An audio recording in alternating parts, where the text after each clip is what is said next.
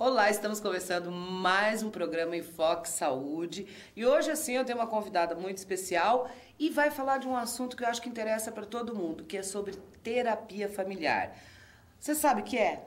Você sabe por que você faz terapia familiar? Bom, a psicóloga, a psicopedagoga, enfim, um monte de coisa que ela vai falar o que é mais, que eu esqueci, é a multimulher Adriana Ozelame Porco. Furlan Porco. Eu sempre escrevo Furlan, não sei por quê.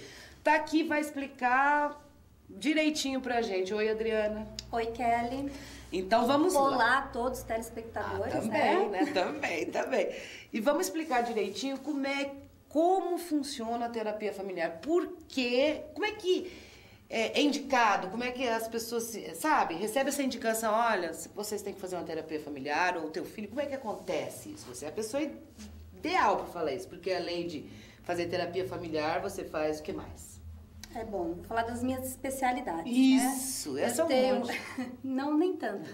Sou graduada já há 14 anos e tenho especialização em terapia familiar, psicopedagogia e agora estou mestrando, né? Sou mestranda em educação.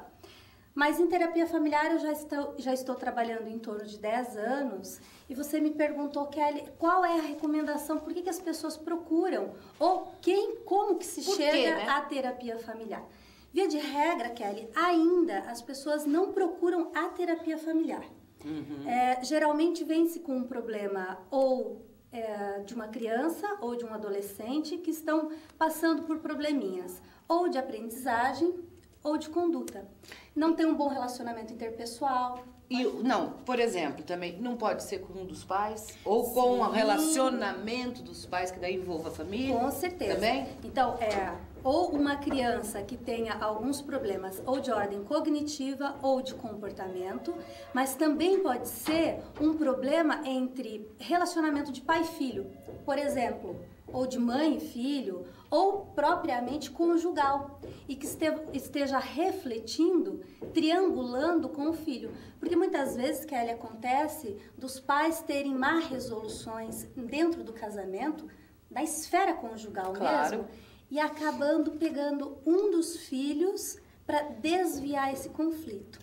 Então, o que acontece muito? Por exemplo, filhos de 10 anos dormindo na cama entre pai e mãe. Nunca vi um troço desse. Aí vem pra terapia, olha, nós estamos com um problema, nosso filho tá com um apego muito grande, ainda dorme conosco, se nós dissemos que vamos tirar essa criança de dormir conosco, ela faz xixi ou ela entra em crise.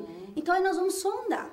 Num caso como esse, se tem uma queixa como essa, via de regra é feita uma avaliação dessa criança, para ver o que está acontecendo. Mas também é feita uma consulta com os pais. Então, a priori, supõe-se que o problema está com a criança. Esta é a queixa que os pais trazem. Meu filho é muito apegado, meu filho é...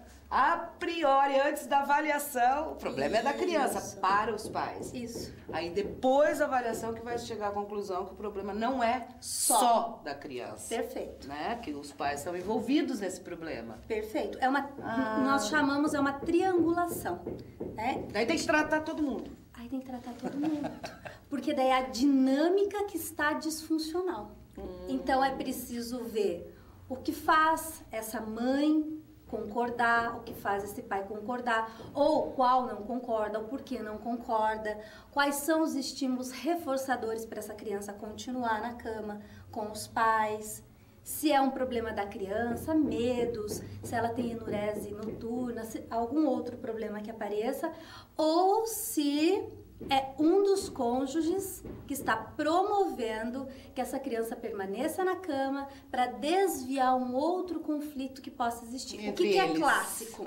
Né? Problemas de ordem sexual entre o casal. Com certeza. Então, botando uma criança lá, eu não tenho que fazer muita coisa, eu não posso. Perfeito. Tem a desculpa perfeita, ou o homem tem a desculpa perfeita, alguém tem. Um dos dois tem, porque como é que vai rolar alguma coisa...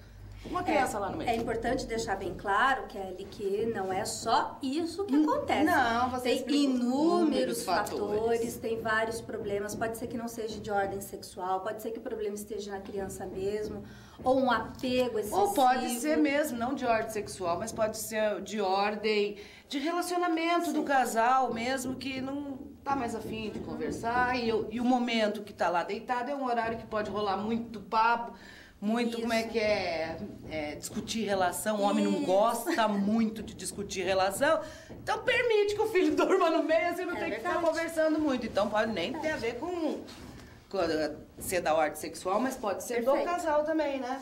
Isso. E daí acontece que daí toda a família fica doente. Ou não é toda a família fica doente, ou células, né? Partezinha da organização familiar está desordenada. E daí a terapia familiar ordena isso? Arruma essa situação? Sim.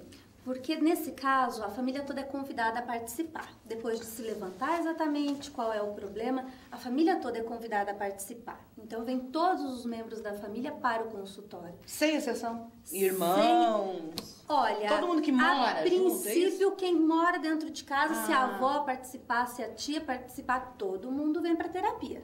Porque todas as pessoas estão envolvidas. A menos que seja um foco especial. Né? O conflito é mãe e filha. Então, trabalha-se mãe e filha. Sim. Mas se esse conflito reflete para outros segmentos, para outras pessoas, todos são convidados. Por quê? Você usou assim, a família está doente. Está correto. A família, quando a família ela aparece com uma disfunção, né, na ordem do desenvolvimento dela ou do entendimento entre os membros, essa família encontra-se doente, sim. Então, o tratamento, a terapia, ela vai fazer o quê? Ela vai direcionar um novo vínculo, uma nova forma das pessoas se relacionarem, das pessoas conversarem, das pessoas se exporem. Porque, às vezes, algum membro da família, por ser mais introspectivo, então não expõe, se fecha, né? Então, gera uma dinâmica que não proporciona que ela participe. Então, todos vêm e todos são convidados a falar. É claro que respeitando essas diferenças, respeitando o desejo de expor-se ou não.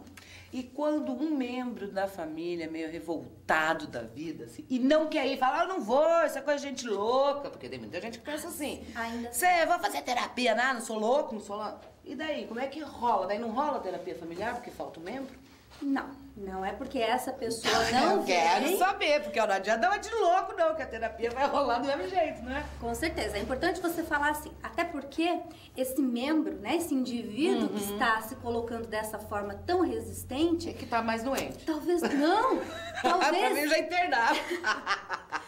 Nós nunca temos uma regra específica para rotular os comportamentos. Lógico que não, né? Eu tô brincando. Mas às vezes, inclusive, a forma desse indivíduo se pronunciar é para boicotar que não haja melhora, que não haja mudanças. Porque pode ser que essa dinâmica seja favorável à pessoa. A ele, né? Aquela pessoa que não quer que a coisa aconteça. Não, a terapia funciona. Essa pessoa não quer participar, não tem importância. O restante da família participa. Se esse indivíduo que quiser participar individualmente vai ser convidado, ele virá. Mas se não quiser vir com a família, não tem problema. Então acontece de qualquer jeito.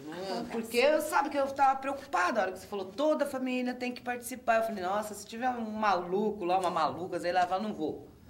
Né? Mas há como. Daí com a dinâmica do restante da família, acontece isso, Adriana. Daí, mais pra frente, aquele rebelde, aquela pessoa que não queria ir, começar a ir porque mudou o comportamento da família em relação a ele, em relação às regras, ou sei lá, tudo que tem que ser mudado. Acontece daí dele querer, ou dele ir, não tão à vontade, mas ir para ver o que é aquilo. Sim. A partir do momento em que a família, ou as pessoas da família que se comprometem a fazer a terapia familiar, vão se desenvolvendo e tem uma particularidade na abordagem sistêmica, que é uma das que trabalham com a terapia familiar, é dado tarefas para que as pessoas façam em casa. Tarefa de que tipo, Adriana? Que tipo de tarefa que vamos fazer? Tarefas comportamentais. Então, por exemplo, é convidado o casal a retirar um dia da semana para saírem juntos, sem os filhos. Gostei dessa tarefa. Boa, vou fazer né? terapia familiar. Aliás, essa deveria ser uma tarefa para todos os casais. Não deveria ser tarefa, né? Deveria ser um prazer, uma obrigatoriedade. Ou então uma tarefa de reagrupar, de refazer as regras que existem em casa, discuti-las. De sair da frente da televisão e conversar mais. Isso. Aí o que que acontece então com essas tarefinhas que são dadas para as pessoas que estão participando lá em casa? Essa pessoa que se recusou a participar da terapia, de qualquer forma vai estar participando dessas mudanças. Então, essas mudanças promoverão, essas mudanças de atitude, de comportamento, promoverão uma nova interação entre os membros da família. E automaticamente esse membro que não quer participar, Está incluído. ele está incluso, porque é a dinâmica familiar que está sendo modificada. Então, pode ser que ele nunca queira aparecer no consultório, nem para ver a cara da pessoa que está fazendo tudo isso com a sua família, mas pode ser que sim, né? Então, nós não devemos lidar com uma regra específica.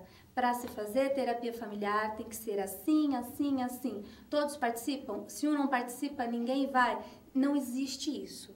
Porque toda família tem um molde em particular. E todos os moldes devem ser respeitados e trabalhados em cima deles. E outra coisa assim, que eu acho importante é que se está acontecendo algum problema com um dos membros da família... Não, porque tem gente que fala assim, não vai psicóloga, não vai psiquiatra. Eu acho que tem que se pedir ajuda, assim. Eu acho que tem que pedir ajuda a uma pessoa que estudou, que é capacitada, não é para qualquer um, para o vizinho, para o amigo, que eles não vão saber te ajudar, por mais bem intencionados que estejam. Sim. Eu acho muito importante isso, da pessoa, ou do membro da família, ou uma mãe, um pai, porque a criança nunca vai ver isso, o adolescente, chegar e ver aquela criança está com problema, o meu relacionamento está com problema, a nossa vida familiar está esquisita, e ir procurar ajuda. Porque isso, longe de pensar que tem muita gente que pensa que é coisa de gente louca, não é.